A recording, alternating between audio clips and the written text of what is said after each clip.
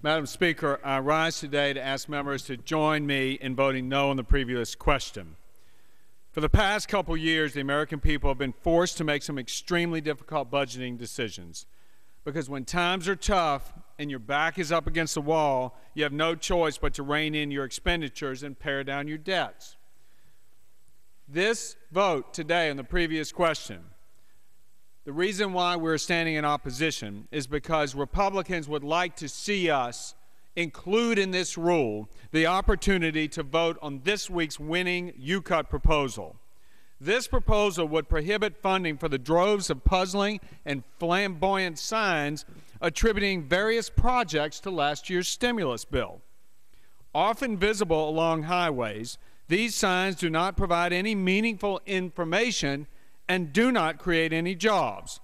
They are the public face of an administration PR campaign that taxpayers are unwittingly financing. While the precise cost of these signs is unknown, press reports peg it in the tens of millions of dollars. The painful sacrifice borne by families and small businesses are hugely disconnected from the status quo here in Washington. Inside this chamber of Congress, the excessive, untargeted, and ineffective spending binge that gives us the failed stimulus is alive and kicking. But now, Madam Speaker, the American people are fed up. Across the country, from big cities to quiet suburbs to rural towns, Americans of all backgrounds are demanding that Washington stop the wasteful spending. Today, here in this body, we will hold the 7th U-Cut vote, and the American people will once again be able to see which member of Congress hears their plea and gets the message.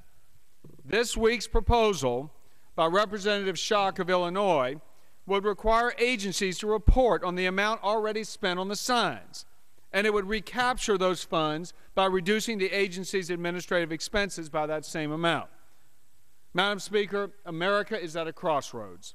The federal government needs to stop spending our country out of prosperity and into a quicksand of unsustainable debt.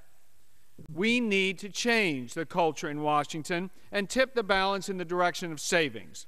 I urge my colleagues to vote no and to bring this week's U-Cut proposal to a vote before the full House, and I yield back.